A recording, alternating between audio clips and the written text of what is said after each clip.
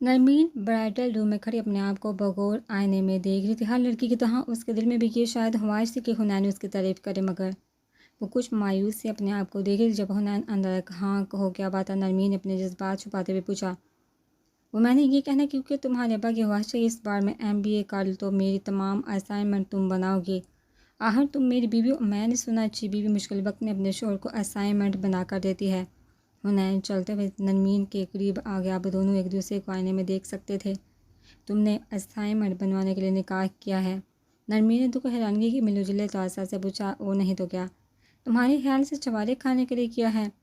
وہ میں بازار سے 15-20 روپے کے لے کر کھا سکتا تھا، اتنا پیسہ خرچ کرنے کی ضرورت نہیں تھی مجھے، حنین نے نرمین کو تپاتے ہوئے کہا۔ بس کہ اور کچھ؟ نرمین نے اپنے ہاتھوں سے گجرے اتارتے ہوئے پوچھا۔ نہیں بس یہی، حنین نے کندھوں کو ذرا سا اچکایا اور پھر جانے لگا، مگر ایک دم شرارت اس کے ذہن میں آئی تو پلٹا۔ نرمین، میں نے تمہیں بتایا ہی نہیں کہ تم آج مجھے کیسی لگ رہی ہو؟ حنین کے ہونٹوں پر شرارتی مسکراہٹ واضح تھی۔ میں جاننا نہیں چاہتی، نرمین نے اسے یوں مسکراتے ہوئے دیکھ کر کہا۔ عجیب لڑکی ہو، پوچھو تو صحیح کہ تم آج کیسی لگ رہی ہو؟ حنین نے نرمین کے مقابل کھڑے ہوتے ہوئے اس کا رخ اپنی طرف کیا۔ نرمین کچھ دیر حنین کو دیکھتی رہی، دماغ مسلسل اسے منع کر رہا تھا، مگر دل چاہ رہا تھا کہ حنین کے منہ سے تعریف سنی جائے۔ بتاؤ کیسی لگ رہی ہوں؟ بالکل لال بیگ جیسی، یعنی کاکروچ جیسی، حنین نے ہنستے ہوئے کہا، جبکہ نرمین حنین کے منہ سے کاکروچ کا لفظ سن کر رونے لگی اور اپنے دونوں ہاتھ منہ پر رکھ لی۔ اسے اس طرح روتا دیکھا حنین کی ہنسی کو بریک لگی۔ وہ صرف نرمین کو تنگ کرنا چاہتا تھا، رلانا نہیں۔ یار پلیز چپ کر جاؤ، کاکروچ کوئی معمولی چیز نہیں، یہ واحد ایسا انسیکٹ ہے جو ایٹمی دھماکے کے بعد بھی نہ صرف زندہ بچ جاتا ہے بلکہ اپنی زندگی معمول کے مطابق گزارتا بھی ہے۔ حنین کے جواب پر نرمین کے رونے میں تیزی آ گئی، تب اسے احساس ہوا کہ تعریف نرمین کی کرنی تھی، کاکروچ کی نہیں۔ سوری یار، تم تو قسم سے آج بہت پیاری لگ رہی ہو۔ میں نے دوپہر اور ذریعہ کو بھی کہا تھا کہ کمال کا میک اپ ہے۔ میں تم سے جیلس ہوتا، مگر پھر تسلی ہوئی کہ یہ میک اپ کا کمال ہے۔ نرمین جو چپ ہو رہی تھی، نرمین حنین کے آخری جملے پر پھر رونے لگی۔ یہ سب آج غلط کیوں ہو رہا ہے؟ تعریف نرمین کی کرنی ہے اور کر دی میک اپ کی۔ حنین نے اپنے بالوں میں ہاتھ پھیرتے ہوئے سوچا اور پھر جلدی سے آگے بڑھ کر نرمین کو اپنے ساتھ لگا لیا۔ آئی لو یو یار۔ حنین کا یہ طریقہ کار کارگر ثابت ہوا۔ نرمین چپ ہو گئی۔ شکر ہے، لڑکیاں بیوقوف ہوتی ہیں اور جلدی مان جاتی ہیں، حنین نے اپنی تھوڑی نرمین کے سر کے ساتھ لگاتے ہوئے کہا۔ مانور واپسی پر بھی اتنی ہی خاموش تھی جتنی نکاح پر جاتے ہوئے تھی۔ ذریعہ گاڑی چلاتے ہوئے گردن موڑ کر اسے تھوڑی تھوڑی دیر بعد دیکھ رہا تھا، مگر وہ بالکل چپ چاپ تھی۔ 2 دن سے وہ زیادہ ہی خاموش ہو گئی تھی۔ اب وہ ذریعہ پر غصہ بھی نہیں کرتی تھی۔ خاموش سے مکمل خاموشی۔ تمہیں نرمین کیسے لگی؟ ذریعہ نے ہلکے پھلکے انداز میں گفتگو کا آغاز کیا۔ اچھی ہے، مانور نے باہر دیکھتے ہوئے جواب دیا۔ مزہ آیا تمہیں فنکشن میں؟ ذریعہ نے مانور کے مختصر جواب کو نظر انداز کرتے ہوئے پھر پوچھا۔ ذریعہ، میرا فی الحال بات کرنے کو دل نہیں کر رہا، پلیز چپ کر جاؤ، مانور نے اداس سے لہجے میں کہا، جس پر ذریعہ اسے تعصب سے دیکھتا رہا۔ ایسا کب تک چلے گا؟ میں جتنی بھی کوشش کر لوں، لگتا ہے حالات معمول پر نہیں آئیں گے۔ دل تو نہیں کر رہا، پر تمہیں صبح گاؤں چھوڑ آؤں گا۔ ذریعہ دل میں سوچتا ہوا گاڑی چلا رہا تھا۔ دوپہر مسلسل حنین کے بارے میں سوچ کر تھک گیا تھا۔ آخرکار اس نے فیصلہ کیا کہ وہ آج حنین کے گھر جائے گا، اس کے والدین سے بات کرے گا، شاید کوئی صورتحال بہتر ہو جائے۔ اسی سوچ کے تحت اس نے ذریعہ کو فون کر کے اپنے پاس بلایا۔ جی جناب، کیا حکم ہے؟ ذریعہ نے کرسی پر بیٹھے ہوئے پوچھا۔ تو نے میرے لیے ایک بندہ اغوا کرنا ہے، اسے کچھ دن اپنی حویلی میں چھپا کر رکھنا ہے، اگر ضرورت پڑی تو تھوڑی بہت پھینٹی بھی کرنی پڑ سکتی ہے۔ بول، میرا یہ کام کرے گا؟ دوپہر نے پیپر ویٹ ٹیبل پر گھماتے ہوئے ذریعہ سے پوچھا۔ تو نے کہا تو سمجھ لیا ہو کہ ہم لوگوں کے لیے کوئی نئی بات نہیں، بس بندے اور وقت کی نشاندہی تجھے کرنی ہوگی، باقی میرا کام ہے۔ ذریعہ نے جواب دیا۔ فی الحال ضرور نہیں، آج میں حنین کی طرف جا رہا ہوں، اگر اس کے ماں باپ کو بھی میری بات سمجھ آئی تو پھر۔ دوپہر نے کہتے ہوئے گاڑی کی چابی اٹھائی اور ذریعہ کے کندھے پر تھپکی دیتے ہوئے باہر نکل گیا۔ دوپہر کو جاتے ذریعہ نے حنین کو کال کر کے صورتحال سے آگاہ کیا۔ مانور گمسم سے بیڈ پر بیٹھی تھی اور اپنی انگلیوں سے بیڈ پر پتہ نہیں کیا لکھ رہی تھی۔ ذریعہ جو ابھی آفس سے واپس آئے تھے، اسے سال میں دیکھا اداس ہو گیا۔ اس طرح تو یہ پاگل ہو جائے گی۔ ذریعہ نے اسے سوچتے ہوئے مانور کو مخاطب کیا۔ سوری یار، آج بہت دیر ہو گئی۔ آتے وہ اصل میں دوپہر آفس میں نہیں تھا، تو اس کے حصے کا کام بھی مجھے ہی کرنا پڑا۔ ذریعہ ہمیشہ مانور سے ایسے باتیں کرتا جیسے ان دونوں میں بہت محبت اور انڈرسٹینڈنگ ہو۔ مانور، کھانا ملے گا؟ مانو نے جواب نہیں دیا مگر اٹھ کر کچن میں چلی گئی۔ جب تک ضراب فریش ہو کر باتھ روم سے نکلا، کھانا بیڈ پر لگا ہوا تھا۔ ضراب روز کھانا کھانے سے پہلے مانور سے پوچھتا کہ تم نے کھانا کھایا، چلو آؤ میرے ساتھ بھی تھوڑا سا کھا لو، مگر مانو ہمیشہ کہتی تھی میں نے کھا لیا ہے۔ اسی سوچ کے تحت کہ مانو نے بھی آج کھا لیا ہوگا، ضراب نے چپ چاپ اپنا کھانا ختم کیا اور ٹرے سائڈ ٹیبل پر رکھ دی۔ مانو نے کھانا نہیں کھایا تو اس کا خیال تھا ضراب اسے پوچھے گا تو وہ تب کھا لے گا، مگر کبھی کبھی امیدوں کے برخلاف بھی ہوتا ہے۔ مانو نے ضراب کو اکیلے کھانا کھاتے دیکھا تو نہ جانے کیوں مگر آنکھوں میں آنسو آ کے مجھے پوچھ تو سکتا تھا۔ مانو کو اپنے دل پر درد محسوس ہوا۔ مانو چپ چاپ ٹرے اٹھا کر کچن میں لے آئی۔ بھوک تو اسے لگی ہوئی تھی مگر رونا بھی آ رہا تھا۔ ضراب نے مجھے پوچھا کیوں نہیں، بس ایک بار سوئی اٹکی ہوئی تھی۔ پھر اس نے اپنے لیے کھانا پلیٹ میں نکالو کھانے لگی۔ ایک نمالہ ہی بڑی مشکل سے کھا پائی، وہ بھی گلے میں پھنسنے لگا تو پانی کی مدد سے حلق سے نیچے اتارا۔ میں کیوں اس کو بار بار سوچتی ہوں، مانور نے خود کو ڈانٹا۔ ضراب جو مانور کی چپ کی وجہ سے بہت پریشان تھا، اس نے فیصلہ کیا کہ آج وہ مانور کو گاؤں واپس چھوڑائے گا۔ محبت میں زبردستی نہیں ہوتی، جہاں مانو خوش وہاں میں خوش۔ وہ اس ارادے سے کچن کی طرف بڑھا کہ مانور سے کہ اپنا سامان پیک کرے، مگر مانور کو کھانا کھاتا دیکھ کر ٹھٹک گیا۔ تم نے ابھی تک کھانا نہیں کھایا؟ ضراب کی آواز میں بے چینی اور فکر دونوں نمایاں تھے۔ ضراب کے پوچھنے کی دیر تھی، مانور کی آنکھوں میں آنسو نکلنے کو بےتاب ہو گئے، جنہیں چھپانے کے لیے وہ جلدی سے اٹھ کے سنک میں ہاتھ دھونے لگی۔ روٹی سے صرف ایک نمالہ ٹوٹا ہوا تھا۔ ضراب کو سمجھ میں 1 سیکنڈ لگا کہ مانو نے ابھی کھانا شروع کیا ہے۔ تم مجھے بتا سکتی تھی، ہم اکٹھے کھانا کھا لیتے۔ میں سمجھا تم کھا چکی، سوری یار، مجھ سے غلطی ہوگی۔ جیسے ہی ضراب نے کہتے ہوئے مانو کا روح اپنی طرف کیا، مانو ضراب کے سینے سے لا کر پھوٹ پھوٹ کر رونے لگی۔ اتنے دنوں کے روکے آنسو خود بخود راستہ بناتے ہوئے باہر آگے کیا ہوا ہے؟ مانور کو یوں روتا دیکھا ضراب کے ہاتھ پاؤں پھول گئے۔ اس نے ہمیشہ مانور کو چیختے چلاتے دیکھا تھا، روتے نہیں۔ پلیز کچھ بتاؤ بینا، گاؤں سے فون آیا تھا، وہاں سب ٹھیک ہے نا؟ ضراب کا دھیان گاؤں کی طرف گیا۔ مانور نے سر ہلا کر کہا سب ٹھیک ہے، پھر کیوں رو رہی ہو؟ ضراب مانور کو اپنے ساتھ لگاتے ہوئے لاؤنج میں بڑے صوفے پر بیٹھ گیا۔ دیکھو تم یہاں اداس ہو، مجھے پتہ ہے، ہم ابھی گاؤں جا رہے ہیں، بس پہلے تھوڑا کھانا کھا لو پھر، اور پلیز مت اس طرح کرو، اس طرح تو تم بیمار پڑ جاؤ گی۔ ضراب نے میرے ہاتھوں سے مانور کے آنسو صاف کیے، کچن سے مانور کا کھانا اٹھا لایا۔ رونے کی وجہ سے مانور کی ناک اور ہونٹ سرخ ہو گئے، جو اس کے حسن میں مزید اضافے کا باعث بنے۔ ضراب نے نمالہ بنا کر مانور کی طرف ڈرتے ڈرتے بڑھایا۔ کیا پتا پلیٹ سمیت کھانا میرے منہ پہ مار دو، مگر اس کی حیرت سے پوری آنکھیں کھل گئی جب مانور نے وہ نمالہ کھا لیا۔ ضراب کبھی اپنے ہاتھ کو دیکھتا تو کبھی مانور کو، جو اب نمالہ کھا رہی تھی۔ پھر ضراب نے خوشی خوشی مانور کو ساری روٹی کھلائی، اس کی زندگی کا ایک یادگار دن تھا۔ چلو اب اچھے بچوں کے طرح تیار ہو جاؤ، ہم تھوڑی دیر تک گاؤں کے لیے نکل رہے ہیں، ضراب نے کہتے ہوئے کچن کی راہ لی، جبکہ مانور نے ہاں میں گردن ہلا دی۔ دوبیر نے دروازے پر لگی گھنٹی دبائی۔ تھوڑی دیر بعد کنین نے دروازہ کھولا اور حیرت سے دوبیر کو دیکھا۔ اس سے پہلے وہ کچھ کہتا پیچھے سے سید سبطین الحسن بخاری کی آواز آئی، کنین کون ہے؟ کنین پیچھے پلٹا۔ اب دوبیر بخاری صاحب کو، بخاری صاحب دروازے میں کھڑے دوبیر کو بآسانی دیکھ سکتے تھے۔ صرف 5 سیکنڈ لگے دوبیر کو پہچان میں، صرف 5 سیکنڈ بابا آپ۔ دوبیر کے منہ سے بے ساختہ نکلا۔ مانو اپنے ہاتھوں کی لکیر کو غور سے دیکھ رہی تھی۔ جب ضراب کمرے میں داخل ہوا، کیا دیکھ رہی ہو؟ پیکنگ نہیں کی ابھی تک؟ ضراب نے کمرے میں ادھر ادھر دیکھتے ہوئے پوچھا، جہاں کچھ بھی پیک شدہ سامان موجود نہ تھا۔ مانو نے نفی میں گردن ہلائی، کیوں آج جانے کا ارادہ نہیں ہے کیا؟ ضراب نے مانو پاس بیٹھتے ہوئے پوچھا۔ مانو نے ایک نظر ضراب کو دیکھا اور پھر دوبارہ اپنی ہتھیلیوں کو دیکھنے لگی۔ تمہیں اپنے ہاتھ بہت پسند ہے، مگر مجھے تمہارے پاؤں بہت اچھے لگتے ہیں، پتہ میں نے اتنے شفاف پاؤں کسی کے نہیں دیکھے۔ جب تم چلتی ہو تو یہ گلاب کی طرح گلابی ہو جاتے، جب بیٹھ جاتی ہو تو موتی کی طرح سفید۔ ضراب کہتے ہیں ساتھ ہی ہنسنے لگا، جبکہ مانور اسے پھٹی پھٹی نظروں سے دیکھ رہی تھی۔ مانور کو یوں دیکھتے ہوئے دیکھ کر ضراب نے کہا، حنین میری بہت کٹ لگا تھا تمہارے پاؤں کی وجہ سے، تمہیں پتہ ہے۔ جبکہ مانور اب اپنے پاؤں کو دیکھ رہی تھی، اسے تو وہ عام سے ہی لگ رہے تھے۔ گاؤں جانا ہے کہ نہیں؟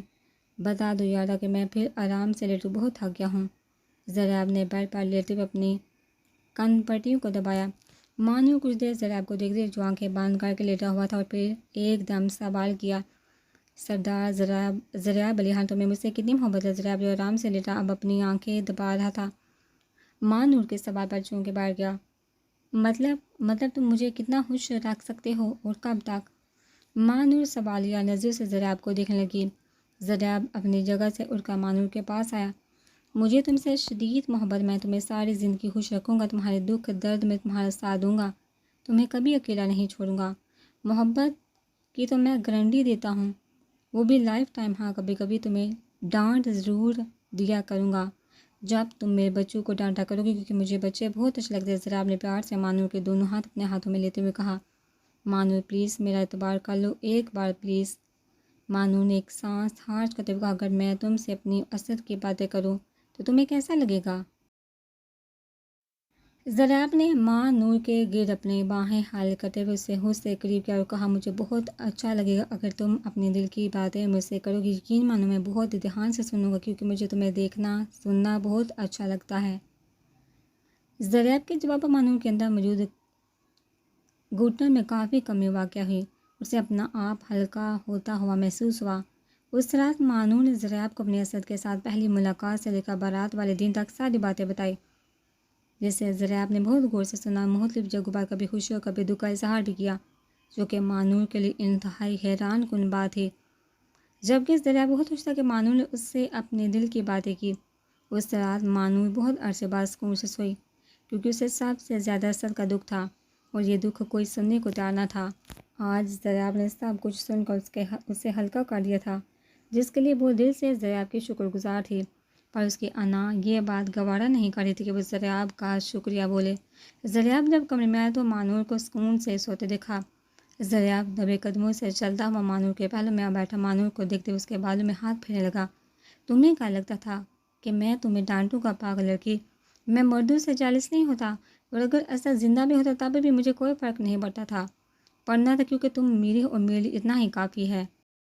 مجھے امید ہے آج کے بعد تم خود بھی اسد کا ذکر نہیں کرو گے، کیونکہ تمہارے دل میں جو کچھ بھی تھا وہ تم نے شیئر کر لیا، اور بہت جلد وہ دن آئے گا جب تمہارے دل و دماغ میں صرف ایک نام ہوگا، وہ میرا نام سردار ضریاب علی خان کا ہوگا۔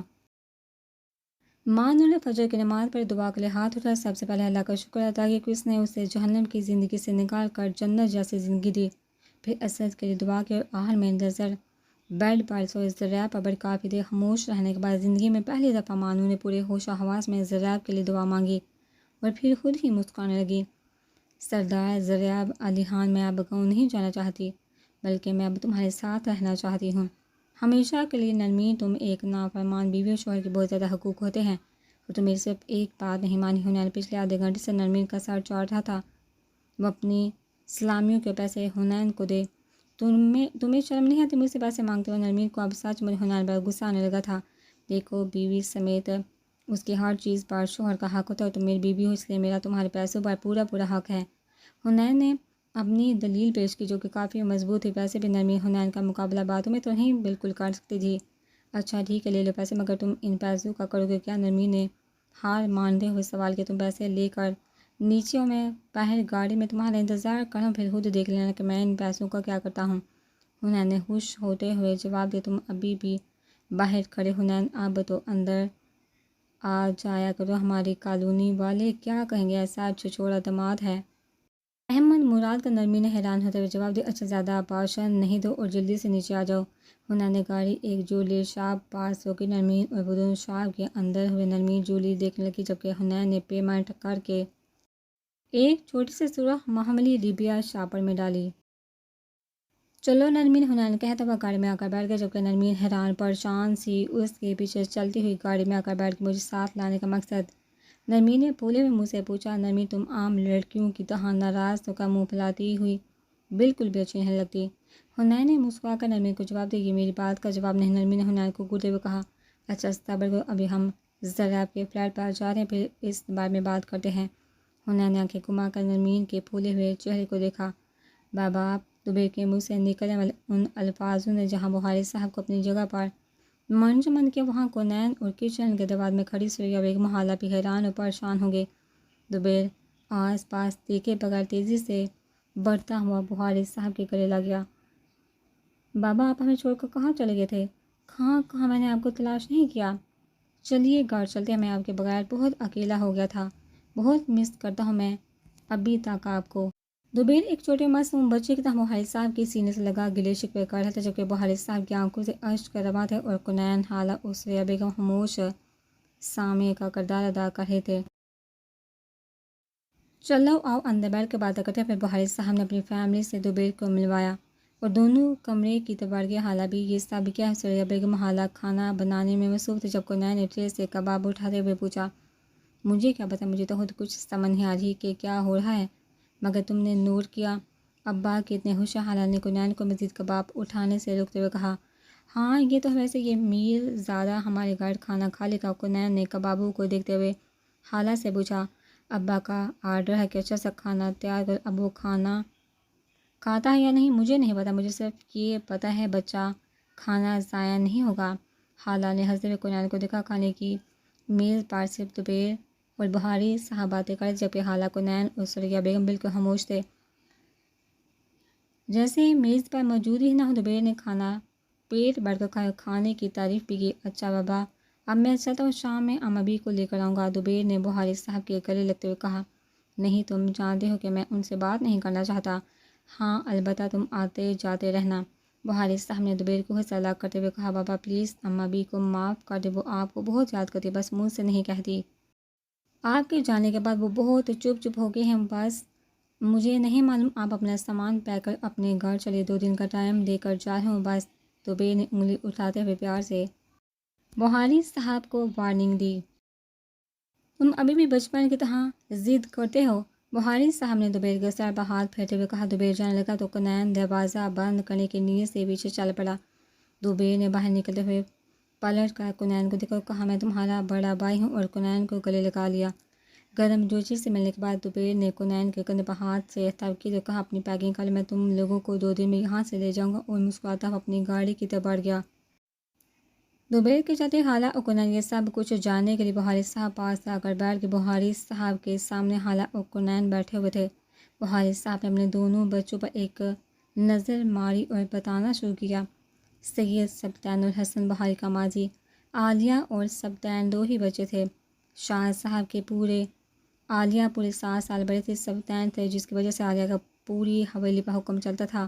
7 سال اس نے اکلوتے بن کر گزارے تھے۔ بے شمار دولت اور ناز و نہروں نے عالیہ کا دماغ 7ویں آسمان پر پہنچا دیا تھا۔ وہ ایک ضدی لڑکی تھی، کوئی اس کی بات نہیں مانتا تو وہ ہنگامہ برپا کر دیتی تھی۔ شاہ صاحب کی منظور نظر تھی سبطین، حالانکہ اکلوتا بیٹا تھا، مگر جو مقام خاندان میں عالیہ کو حاصل تھا وہ کسی کو نہیں تھا۔ قسمت قدم قدم پر عالیہ کا ساتھ دے رہی تھی۔ ایک امیر کبیر سید خاندان کے اکلوتے لڑکے کا رشتہ عالیہ کے لیے آیا، جسے عالیہ کی مرضی سے قبول کر لیا گیا۔ خاوند سید عابد حسین شاہ نے بھی عالیہ کو مکمل آزادی دی، جس سے وہ مزید شیر ہو گئی، چھوٹے بڑے کا لحاظ سب ختم ہو گیا۔ وہ اپنے اعلیٰ خاندان، مال اور دولت و حسب و نسب پر فخر کرتی تھی اور عام لوگوں کو خاطر میں نہیں لاتی تھی۔ اللہ کی کرنی ایسی ہو کہ شادی کے پہلے سال ہی عالیہ کے گھر لڑکے نے جنم لیا، یعنی سید دوبیر حسین شاہ پیدا ہوا۔ بیٹے کی ماں بنتے عالیہ بیگم مزید غرور کی شکار ہو گئی۔ سبطین کی طبیعت بالکل عالیہ کے برعکس تھی، وہ چھوٹے لوگوں سے بھی اسی طرح ملتا تھا جس طرح اپنے برابر کے لوگوں سے۔ اس کے دل میں غرور اور تکبر نام کی چیز نہیں تھی، اور یہ بات عالیہ بیگم کو سخت ناپسند تھی۔ وہ کئی بار سبطین کو سمجھا بھی چکی تھی کہ دوستی اپنے برابر کے لوگوں سے کرتے ہیں۔ سبطین ہاں میں سر ہلا دیتا، مگر اپنے قریب دوستوں سے یاری نہ چھوڑتا۔ جب دوبیر 3 سال کا ہوا تو سید ابو حسین شاہ کو کینیڈا 5 سال کے لیے جانا پڑا، جس کی وجہ سے عالیہ بیگم حویلی واپس آ گئی۔ دوبیر اب سبطین کی آنکھوں کا تارا تھا، نانا نانی بھی صدقے والی جاتے۔ دوبیر کا شمار ان چند خوش قسمت بچوں میں ہوتا تھا جو منہ میں سونے کا چمچ لے کر اس دنیا میں آتے ہیں، جو بات وہ منہ سے نکالتا وہ فوراً پوری ہو جاتی۔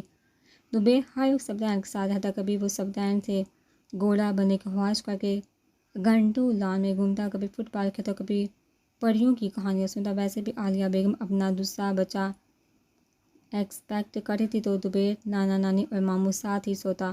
اس نے جب دوسرے بچوں کو بابا کہتے سنا تو سبطین کو بھی بابا بولنے لگا۔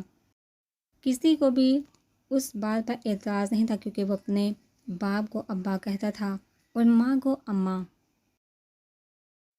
سبدین بھی ننھے منھے بچے کے منہ سے اپنے لیے بابا کا لفظ سن کر خوش ہوتا۔ وقت خوش خوش گزر رہا تھا اور ایک دن اچانک سبدین کی زندگی میں ایک واقعہ نے طوفان برپا کر دیا۔ ہوا کچھ نہیں کہ سبدین کو اپنی یونی کی ایک لڑکی پسند آ گئی۔ سبدین اس لڑکی سے آہستہ آہستہ قریب ہوتا چلا گیا، پسندیدگی کا محبت میں تبدیل ہوگی پتہ نہیں چلا۔ لیکن جب سبدین نے گھر میں ذکر کیا تو سب سے پہلے عالیہ بیگم نے اعتراض کیا کہ میں ایک معمولی گھرانے کی لڑکی کو اپنی بھابھی نہیں بناؤں گی۔